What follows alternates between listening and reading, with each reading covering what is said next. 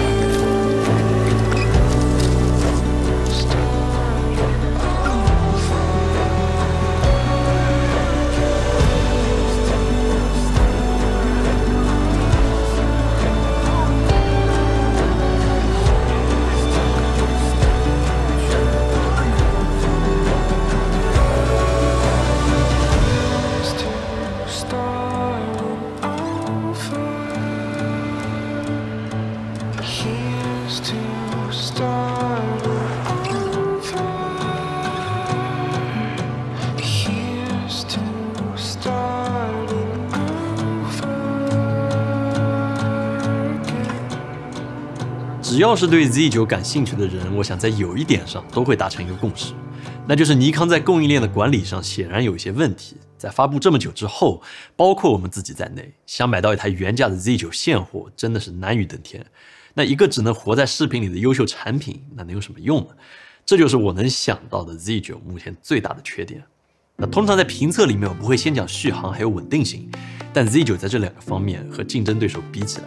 确实太过于亮眼。这个方形的巨单给了尼康充足的空间塞进这块电池，拿来和别的微单电池一比，你就能够感受到这块电池的庞大。在拍摄样片的时候，我发现我居然可以一天只带1块备用电池，只要稍微节约一点，到了晚上收工的时候 ，Z9 甚至还能留有余量。这是我在过去评测的时候从来没有遇到过的。作为一个对比，之前使用佳能的 R5C， 我们一天就用掉了9块LP16电池。尼康应该在电源管理上下了不少功夫，这也确实让 Z9 成为了续航最为优秀的微单之一。或许没有之一。之前另一个让我担心的地方是过热 ，Z9 并没有像风扇这样的结构，我以为拍摄 8K 注定会让它尬住，但是无论我怎么努力，它都没有停止录制。我最接近的一次是让 Z9 跳出了黄色的感叹号，过了一会它变成了红色，我以为它总算要停了，但是直到我把卡给拍满，它也没有停下来。可能和热唯一相关的问题是来自于 Z9 的2个 CFB 卡槽，这种卡使用起来确实比 SD 卡要舒服不少，速度可以达到1GB 以上的读写，存储空间也会大得多。只要你想的话，市面上甚至还有4TB 的版本，但价格也就会变得非常的美丽。这类卡最大的问题恰恰就是它的温度，在 Z9 长时间拍摄之后，你立刻把它拔出来，它可以达到80度，这意味着它可以轻松烫伤你的手，这一定要注意。我自己就被烫了一个泡。我另一方面也担心这么高的温度会影响卡的寿命，但至少到目前我还没有遇到过任何的问题。这么大的容量，这么高的读取，配上这么高像素的传感器，全新的处理器，不会过热的机身，以及超长的续航， Z9 很显然已经为视频打下了极其扎实的基础。它所带来的画面自然也不可能让人失望，尤其是你用它来拍摄 8K 视频的时候。当然，在流媒体平台上，你还是很难感受到 8K 的魅力，所以还是老规矩，我们分享了一些免费的 Z9 素材，在我们的官网上，你可以去下载下来试一试，或者调一调，都可以。当然，也欢迎给我们的视频点一个赞。这一部分样片，我想展示我们团队把 Z9 接到显微镜之上拍摄到的 8K 结晶视频。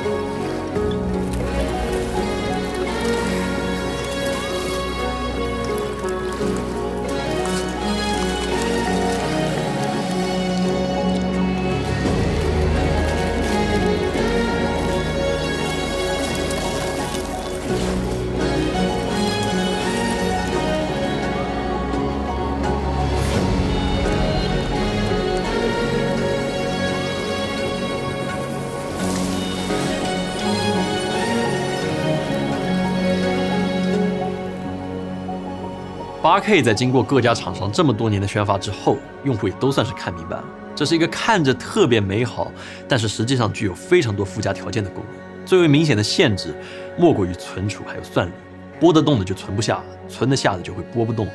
这个问题对于尼康来说也是一样的。而 Z9 最打动我的，恰恰就是在这里，我明显可以感觉到尼康工程师和大量的用户有过交流，他非常清楚 8K 视频的优缺点，他也知道尼康不是神，没有办法创造一个完美的解决方案，所以尼康做出了一个在别的厂商眼里堪称离谱的决定。Z9 采用了饱和式的方案，几乎提供了一切你能够想到的主流编码 H.264、H.265、ProRes、ProRes RAW， 还有尼康 N-RAW。许多厂商往往会借助编码来区分他们的专业还有名品的产品线，但尼康它就是一个老实人。既然我没有办法创造完美的方案，那我不如把所有的选择权全部放到你的手上。每一个编码都对应着不同的应用场景。H.265最高支持10比特色深、422色度采样的 8K 30帧，或是 4K 120帧。在 Z9 上，它具有最小的文件体积。如果你使用的是具有 H.265加速解码的电脑，比如苹果的 M1 芯片，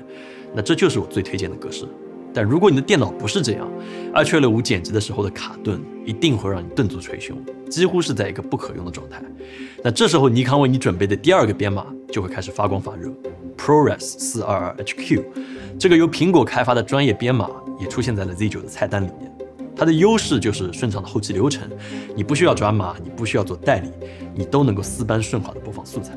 但 Z9 的 ProRes 也有着明显的限制，你将丢失 8K 还有 4K 120帧，最大只能够拍摄 4K 60帧的 ProRes 422HQ，1TB 的卡只够你用 Z9 拍摄1个小时，稍微多一点，这就是 ProRes 恐怖的数据量。我其实对于尼康在这里会有更多的期望，因为据我所知，像苹果拿 ProRes 的授权是一次性打包的，也就是说逻辑上尼康可以加上所有苹果开发的 ProRes 规格，比如说 ProRes 422或者 ProRes LT。这是一个具有更小文件体积的格式，但是仍然能够保留10比特422的高画质。如果尼康加上这个选项，那逻辑上你可以用1TB 的卡拍摄2小时30分钟 4K 60帧，或是5个小时的 4K 30帧。这对于大多数人来说都会可用很多。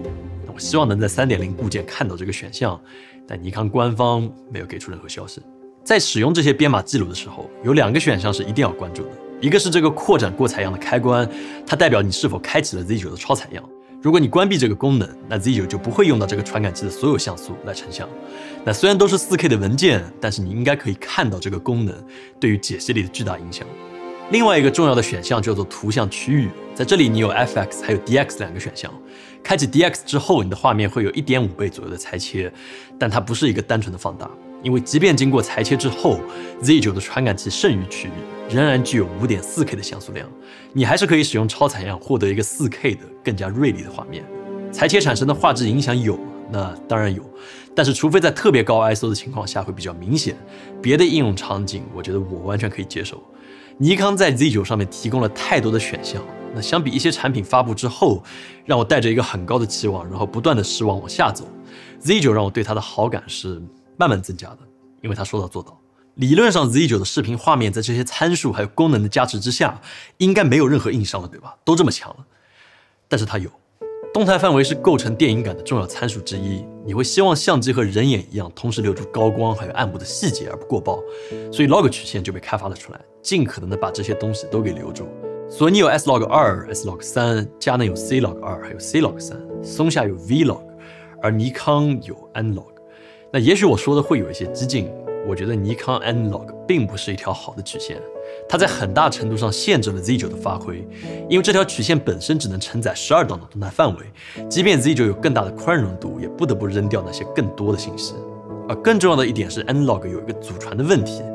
蓝色溢出。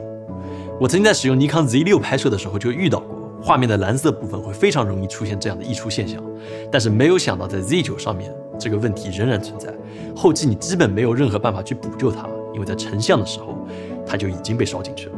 这两个问题使得 Z9 即便有着特别清晰的画面，但在动态范围上和对手有着明显的差异。我真的希望尼康能够着手开发一条新的具有更高上限的曲线，比如 N-Log2，不然太可惜了。但是说归说，目前如果你使用 H265 或者 ProRes 拍摄视频，你都没有办法绕过这个问题。这也是为什么尼康发布的 2.0 固件意义会如此重大。RAW 的加入使得 Z9 能够绕过 N-Log， 把能力彻底释放出来。假如只是普通的 RAW， 我也不会这么兴奋，因为我知道它的数据量太大了，根本就不实用。但是尼康这次带来的 N-RAW 实在是太特别了，在一定程度上，我觉得这个格式改变了我对 8K 功能悲观的看法。我想了好久，在哪里拍这组样片才能表达我的想法，最后我选择了森林。在森林里，任何一个角落都有着无数的细节还有故事，而它恰恰没有人类社会的繁杂还有焦虑。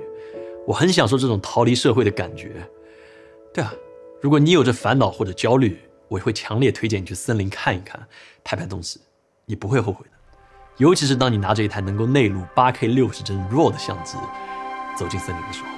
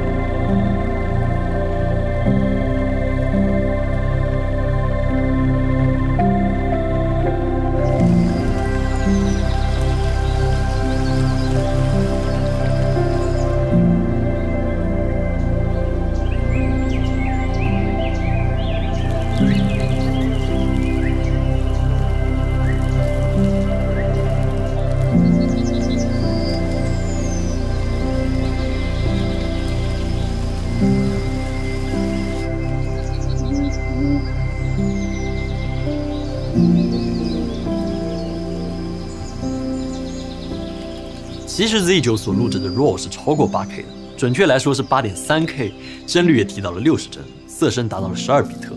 这所带来的观感自然不必多说，我觉得反而值得强调的是尼康的色彩科学，尤其是绿色。在拍摄的时候，我们也正好有一台索尼 FX6 在录制，我想这个画面应该能最直观地体现两家色彩科学的不同。你会更喜欢哪一个？那就我个人而言，我觉得尼康对于绿色的拿捏非常优秀，没有偏黄的倾向，也相当深邃。人的肤色也是一样，非常自然。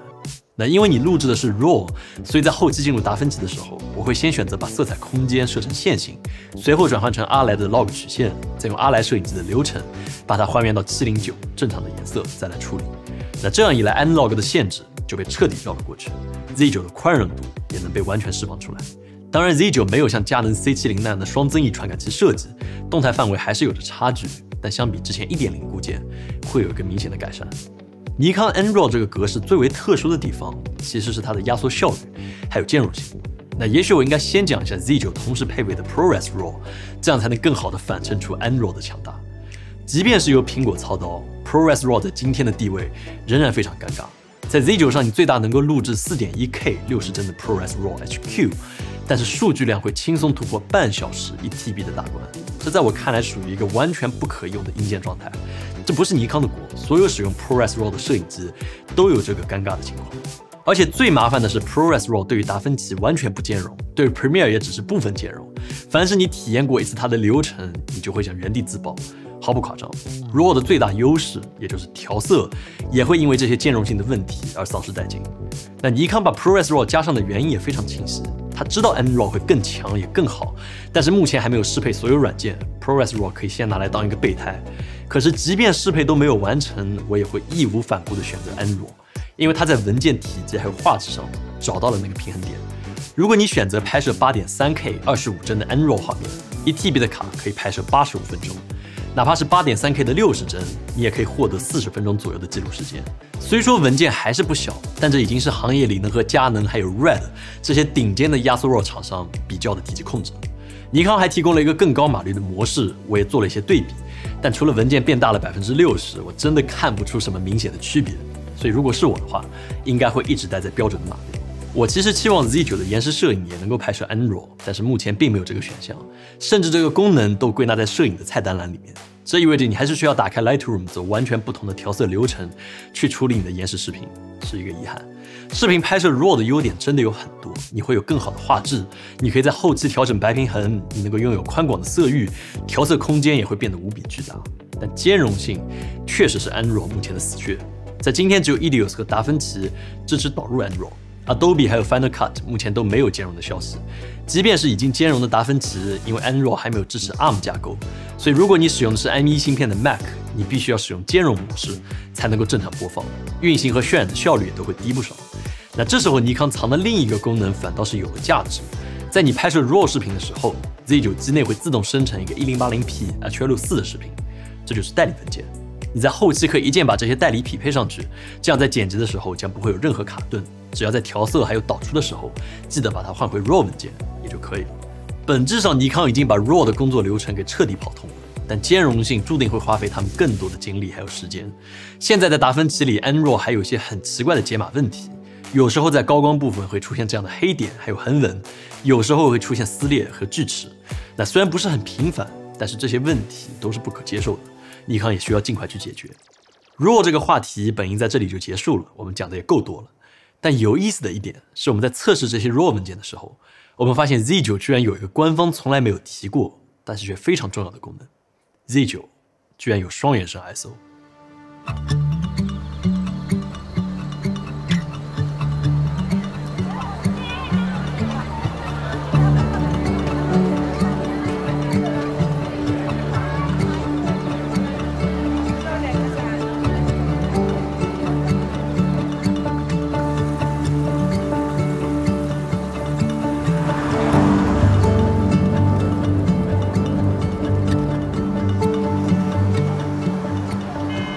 当你使用 Z9 把 ISO 提升到3200的时候，噪点已经相当恐怖。毕竟 Z9 是一台高像素机型，你不能指望高感是它的强项。可是当你把 ISO 再往上提一点，变到4000的时候，这些噪点突然就都消失了。从技术角度上来看，这是传感器切换到第二档增益电路的表现。那我不知道为什么尼康从来没有提过这个功能，但测试结果确实如此。在第二档增益之下 ，ISO 6400仍然能给你一个可用的画面。那逻辑上，只要 ISO 的需求超过2000，我都会选择跳过3200这个档位，直接把它拉到4000，你将会获得一个纯净的多得多的画面。即便 Z9 不能和 A7S3 去比高感，但是当你配上这些优秀的 Z 卡口大光圈镜头，它所拍到的夜景配得上赏心悦目这个词。那我也应该讲讲 Z 卡口本身，还有它的镜头群。在我看来，它有一个巨大的优点，就是极小的框量。很多卡口在稳定器上都会因为外置马达的扭力而出现像这样的画面偏转，后期非常难以修复。这也是为什么很多专业电影机会有这种主动式的卡口设计，因为它更稳。而 Z 卡口即便是被动式的设计，一旦镜头嵌入进去，将不会有一丝的晃动。我觉得这是最能体现尼康制造工艺的地方。那我不知道尼康是否会像佳能一样，牢牢握住新卡口的主动权，对于第三方镜头厂重拳出击。我希望不是，这样用户高性价比的选择会多得多。目前原厂的 Z 卡口镜头总共有29枚，尼康的目标是在3年内把它扩充到50枚。但即便是现在，我的拍摄也没有因为镜头遇到过瓶颈。在光学方面的积累，尼康绝对是深厚的。这颗24120 f4 算是我最喜欢的挂机头，在重量还有焦段之间找到了一个很好的位置。而像这样的超广角画面，都是我用这颗14-24 f2.8 来拍摄。微距画面105 f2.8，长焦100-400。只要你在镜头上看到了这个 S 的标志，那你基本就不必担心它的画质。我的遗憾是，直到今天我还是没能用上这颗58毫米 f0.95 的镜头。我真的很想用它试试来拍夜景。下一个评测，我努力一下。尼康镜头让我有些不适应的是它的卡口方向和佳能还有 M43是相反的，我有几次差点就把它给摔了。那同时它的对焦方向默认也是反的，但你可以在相机设置里把它给调回来。手动对焦也算是 Z 卡口镜头的痛点之一，毕竟它的对焦环不是一个物理结构，在特定的几颗镜头上，你可以明显的感觉到它的延迟。如果你青睐手动对焦，转接成 PL 卡口或许是一个最好的选择。但这样操作，我觉得会有一些本末倒置，你注定要为它加上图传、跟焦器还有供电，再雇佣几个人来伺候它，才能跑得通整一个流程。那这样它和一台传统的电影机有什么区别呢？ Z9 最吸引我的点就是它能以更小的体积还有更低的成本来实现难以得到的画面，而自动对焦，我指的是可靠的自动对焦，对于效率的提升真的太大了。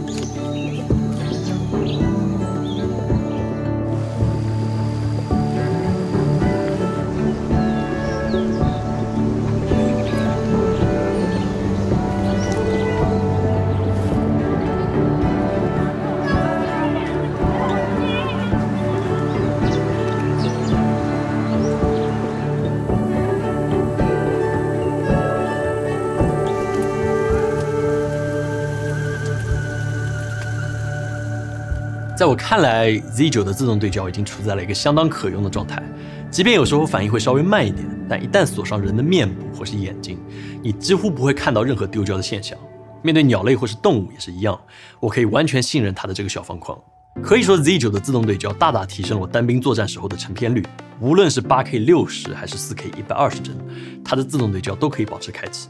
那我虽然没有花太多时间测试它的 AI 识别车辆还有飞机的跟焦功能，但应该也不会令人失望。唯一会让我对 Z9 的对焦系统有一些意见的是它的触摸跟随功能。我不知道为什么 Z9 像是有自己的想法一样，往往需要我点6到7次才会很不情愿的把方框移到该区的点位。这在实际操作的时候是一个相当硬件的问题，但除了这个缺陷 ，Z9 的视频追焦就是第一梯队的水平。防抖也算是 Z9 的一大功能点。我会说尼康在视频方面并没有把防抖做到最佳的状态。那确实在站定的情况下，你可以得到近乎于三脚架的效果，非常稳定。但是你一旦动起来，广角镜头就会不可避免的出现这样的垃圾现象。而且更为糟糕的消息是 ，Z9 似乎特别讨厌在滑轨上面移动。无论我设置的是标准还是运动防抖模式，防抖结构都在不断的尝试抵消滑轨的移动，最终就会在画面上产生这种令人非常不舒服的抽动。那我不确定尼康是否会修复这个问题，但在当前的解决方案就是把防抖彻底的关闭，再装到滑轨上面，不是一个好的体验。